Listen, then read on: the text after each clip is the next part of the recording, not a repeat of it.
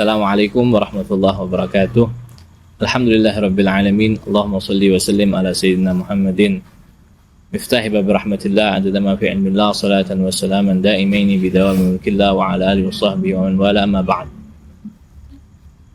Alhamdulillah, puji syukur kepada Allah Subhanahu wa taala yang mempertemukan kita di kesempatan pada malam hari ini. Insyaallah kita akan membahas daripada sedikit tentang akhlak. Kata akhlak itu diambil daripada kata khalaqa yakhluqu. Khalqan itu adalah penciptaan. Jadi yang menciptakan adalah khaliq. Allah Subhanahu wa taala adalah pencipta, zat yang maha menciptakan. Kemudian makhluk adalah sesuatu yang diciptakan, makhluk yang diciptakan, manusia, jin dan semuanya itu adalah makhluk. Kemudian ada kalimat yang berupa khuluqan. Khuluq itu diambil daripada kata khalaq, daripada kata penciptaan, yaitu adalah perangai, sesuatu sya'an ataupun perangai daripada makhluk tersebut. Jadi ada yang perangai baik, ada perangai buruk. Itu namanya khuluq. Kemudian dijamakkan menjadi akhlak. Akhlak ini kata ulama ada yang namanya akhlakul karimah, akhlak yang baik ataupun akhlak yang mulia. Yang juga ada akhlakul mazmumah, ada akhlak yang buruk, akhlak yang tercela. Jadi tidak semua akhlak itu baik. Jadi ada akhlak yang baik, ada akhlak yang buruk. Al-Imam Al-Ghazali mengatakan dalam kitab Ihya Ulumuddin, akhlak adalah suatu halah nafsiyah, adalah halah rasikhah din nafs, adalah suatu keadaan daripada diri seseorang itu yang mantap. Tidak perlu adanya pemikiran terlebih dahulu ataupun dia mengusahakan hal tersebut untuk menampakkan daripada perangai tersebut. Jadi dia otomatis muncul dari orang tersebut. Jika yang muncul tersebut adalah yang baik, itu dinamakan akhlak yang baik. Jika yang muncul tersebut itu adalah sesuatu yang buruk, maka dikatakan akhlak yang buruk. Namun beliau juga mengatakan bahwasanya akhlak ini walaupun dia adalah halah rasikha lin nafs, sesuatu yang sudah tertancap, yang sudah tertanam di dalam diri seseorang, namun akhlak yang baik itu bisa diusahakan ataupun bisa dia dipelajari. Beliau menganalogikan seperti orang yang jika orang tersebut tulisannya jelek, dia pengen menjadi orang yang tulisannya bagus, pengen tulisan dia itu bagus, dia bakal apa? Berusaha, yuqallid orang yang tulisannya bagus. Tulisan orang ini bagus, dia ikutin. Kemudian seperti itulah akhlak. Kalau dia berusaha, kemudian dia mempelajari daripada agama ini, akhlak-akhlak yang ada di dalam agama Islam ini, yaitu akhlak-akhlak yang baik, akhlakul karimah, dia akan menjadi orang yang berakhlak yang mulia. Ada yang mengatakan apa perbedaannya akhlak dan adab? Akhlak dan adab itu tidak terlalu ada perbedaan, ataupun akhlak yang baik itu dinamakan adab. Akhlak al-karimah itu dinamakan adab. Jadi ada kesamaan akhlak sama adab. Akhlak yang mulia itu dinamakan adab. Kita banyak mendapatkan hadis-hadis bahwasanya salah satu hadis yang membahas tentang akhlak yaitu Nabi Muhammad SAW mengatakan, innama bu'ithu liutammima makarimal akhlaq. Aku diutus oleh Allah Subhanahu wa taala hanya untuk menyempurnakan akhlak-akhlak yang mulia. Kok bisa dikatakan akhlak-akhlak yang mulia, makarimal akhlak, akhlak-akhlak yang mulia? Naam, betul, karena pada zaman Nabi Muhammad SAW di zaman jahiliyah, mereka orang-orang kufar Quraisy itu mereka mempunyai adab, mempunyai akhlak-akhlak yang bagus, akhlak-akhlak yang karim, yang mereka dapatkan daripada agamanya Nabi Allah Ibrahim, yang mereka warisin dari kakek-kakek mereka, seperti Al-Karam, seperti mereka itu orangnya dermawan. Kebanyakan mereka, walaupun mereka itu orang yang kafir, orang yang menyekutukan Allah Subhanahu wa taala, yang mempercayai bahwasanya sonam ataupun patung-patung itu adalah daripada sesembahan ataupun orang zat yang bisa disembah. Itu adalah mereka kufur. Namun mereka mempunyai akhlak yang mulia. Mereka mempunyai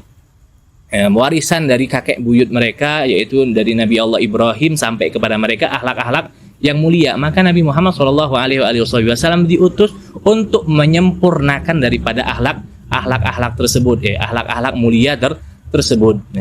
Adab-adab sama, adab adalah sesuatu yang sama seperti akhlak akhlak yang mulia. Nabi Muhammad SAW mengajarkan kepada kita adabun naum, bagaimana kita tidur. Kita kalau mau tidur dikatakan bahwasanya kita harus mutatahiran, kita harus dalam keadaan yang suci. Itu termasuk daripada adab ataupun akhlak yang baik. Mutatahhir tahil qalb, hatinya harus bersih. Kemudian tahil qalbi min kulli ghishin wa ghillin, dari setiap apa yang menjadikan dia orang yang benci sama orang ataupun ada sesuatu dongkol sama orang harus dihilangkan ketika dia mau tidur. Kemudian menghadap kiblat, kemudian menghadap ala janibil aiman, harus menghadap samping kanan. Itu semuanya akhlak-akhlak yang baik. Itu adalah akhlak-akhlak budi pekerti yang diajarkan oleh Nabi Muhammad SAW. Nabi Muhammad pun sebelum diutus menjadi nabi itu mempunyai akhlak yang mulia. Dari pertama dilahirkan Nabi tumbuh dengan akhlak-akhlak mulia tersebut yang beliau dapatkan daripada keluarganya dan kakek buyutnya. Daripada akhlak yang paling terkenal, akhlak yang paling tampak dari Nabi Muhammad SAW adalah al-amanah, kejujuran. Ini adalah akhlak yang paling tampak pada Nabi Muhammad SAW sebelum beliau diutus. Sampai beliau mendapatkan gelar Al-Amin. Beliau adalah orang yang jujur. Maka dari itu Nabi Muhammad SAW sebelum menjadi nabi, beliau mendapatkan gelar Al-Amin. Beliau menjadi orang yang dapat dipercaya, orang yang jujur. Jadi orang-orang kufar pada zaman itu, kufar Quraisy, ketika ada apa saja, mereka mempunyai harta, mereka mempunyai sesuatu yang berharga, mereka titipkan kepada Nabi Muhammad SAW. Jika mereka takut, jika mereka takut diambil sama orang, mereka takut kehilangan benda tersebut, mereka titipkan kepada Nabi Muhammad SAW tanpa rasa takut sama sekali bahwasanya Nabi akan berkhianat ataupun Nabi akan mengambil daripada harta mereka tersebut. Tidak ada sama sekali. Kenapa? Mereka yakin bahwasanya Nabi Muhammad SAW adalah orang yang jujur, al-amin. Itu adalah salah satu sifat mulianya Nabi Muhammad SAW sebelum beliau diangkat menjadi nabi. Kemudian ketika beliau diangkat ataupun diutus menjadi nabi dan rasul, beliau diperintahkan oleh Allah Subhanahu wa taala untuk menyempurnakan daripada akhlak-akhlak tersebut. Menyempurnakan bahwasanya di dalam agama ada perintah seperti ini, di dalam agama ada perintah seperti ini, yaitu sunnah-sunnahnya baginda Nabi Muhammad SAW yang mungkin di zaman kita sekarang ini di dalam masyarakat kita banyak meninggalkan daripada akhlak-akhlak tersebut ataupun daripada sunnah-sunnah tersebut. Maka hendaklah kita menghidupkan di dalam diri kita dulu supaya Nabi Muhammad SAW itu hidup di dalam diri kita. Akhlaknya Nabi Muhammad SAW itu hidup di dalam diri kita, di dalam keluarga kita dan lingkungan kita. Karena orang-orang terdahulu, mereka yang datang ke Indonesia ini khususnya, mereka mendapatkan qabul, mereka diterima oleh masyarakat kita, masyarakat Indonesia. Mereka berbondong-bondong masuk Islam sampai menjadi orang yang penduduk terbanyak di dunia ini yang Islam. Kalau kita bayangkan bahasa mereka, orang-orang Arab yang Hadramut, yang datang dari Hadramut, mereka bahasa Indonesia pastinya tidak bisa sama sekali. Mereka berdakwah tidak mungkin dengan fashahatul lisan.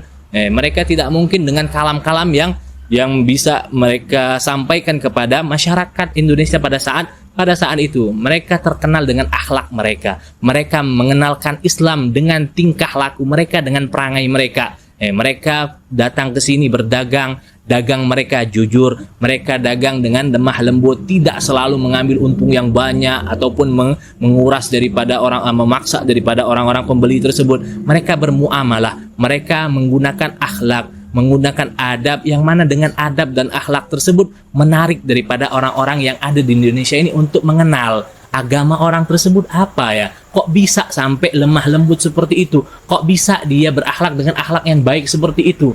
Tidak kita temukan orang yang seperti ini di dalam daerah kita ini. Kita di masyarakat kita ini tidak ada seperti orang-orang yang seperti ini. Itu yang menjadikan mereka ingin tahu. Kemudian mereka pengen masuk ke dalam agama Islam. Dengan sebab apa? Dengan sebab akhlak tersebut, dengan sebab adab tersebut. Insya Allah Allah Subhanahu wa taala menjadikan kita orang-orang yang berakhlak, orang-orang yang mendapatkan taufik hidayat dari Allah Subhanahu wa taala, bisa mengamalkan daripada akhlak-akhlak yang sudah diajarkan oleh Nabi Muhammad sallallahu alaihi wasallam. Sampai kita kalau lagi kecil dulu diajarkan kitab-kitab akhlak dari mabadi, dari pertama-tama akhlakul banin yang juz awal, kemudian juz 2, juz 3, juz 4. Biar apa? Biar akhlak kita baik. Imam Syafi'i pernah mengatakan, ij'al ilmaka milhan wa adabaka daqiqan. Kata Imam Syafi'i, jadikanlah ilmumu itu seperti garam dan akhlak itu lebih banyak, dijadikan seperti gandum. Artinya kalau gandumnya lebih banyak, itu rotinya bakal enak. Namun kalau kebalikan, garamnya lebih banyak daripada gandumnya, itu menjadikan sesuatu roti tersebut tidak enak. Namun bisa digarisbawahin juga bahwasanya akhlak ataupun adab itu bisa kita dapatkan dengan cara belajar. Jadi salah kalau orang mengatakan bahwasanya lebih baik orang tersebut bodoh tapi berakhlak. Tidak bisa, karena bodoh itu termasuk akhlak yang buruk, akhlak yang madmumah. Minal akhlakil madmumah adalah al-jahl. Kebodohan itu adalah akhlak yang jelek. Maka dari itu kalau kita mau menjadi orang yang berakhlak, kita harus menjadi orang yang alim, kita harus menggali ilmu, kita harus belajar, kita harus mencari tahu apa akhlak yang diajarkan oleh Nabi Muhammad sallallahu alaihi wasallam. Semoga kita dijadikan oleh Allah Subhanahu wa taala hamba-hambanya yang berilmu dan berakhlak mulia. Hakadha minni. Assalamualaikum warahmatullahi wabarakatuh.